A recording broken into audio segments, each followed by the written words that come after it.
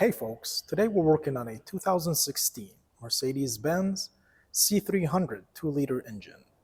The customer complaint is that in the morning there is a smell of fuel when they first start their engine. However, after that it dissipates. When the customer brought in the vehicle, they drove it here. We could not replicate the problem and we could not locate any signs of fuel residue that has dried up or fuel liquid.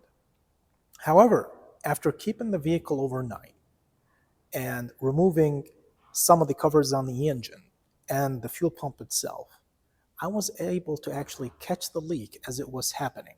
And shortly after, it disappeared and could not be replicated.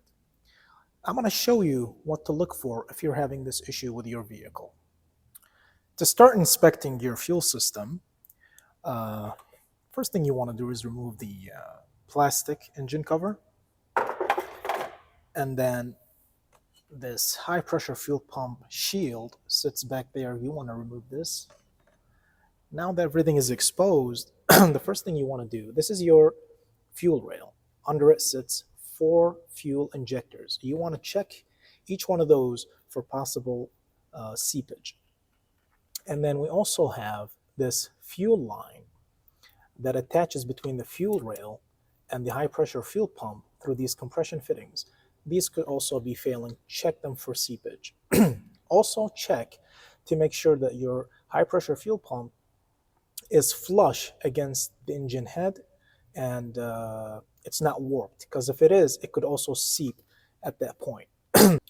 Now on this engine, our failure is this rubber hose right here and that clamp. This fuel line comes from the low pressure fuel pump that sits all the way back in the fuel tank. This is a known point of failure to Mercedes, to a point where they actually updated the design. And if you're doing this, you really want to get it from the dealer. Do not install a generic fuel line, especially with that kink that you need in that tight space. I've removed the undercarriage cover so we can have better visibility here. This is the low pressure fuel line. This clamp right here and this clamp right here are also known to leak, so you want to check them and make sure that they're not leaking. If they are, also get it replaced and reclamp them. Now the rubber fuel line that I showed you on top where the high pressure fuel pump is, the line actually connects just right here. It's hard to see from here, but it's just right there. So we're going to have to remove it and install that new line that we got from the dealer. The fuel line is now replaced. As you can tell, we've put everything back. We took the car outside, washed the back of the engine thoroughly because we want to get rid of all of those fuel residues. The issue that I ran into was trying to fish that fuel line upward or downward. It's pretty crowded back there. I ended up using a fisher's tape to get it through.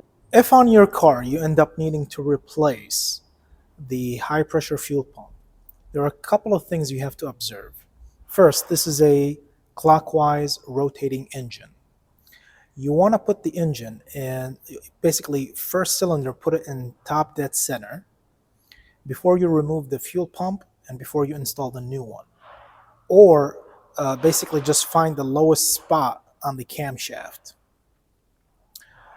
The other thing is, as you're screwing the bolts for the high pressure fuel pump, make sure you do them slowly and evenly, half a turn at a time. Because if you put in the fuel pump unevenly, you could actually damage it. Aside from that, this vehicle is done, and good luck to you on your repair.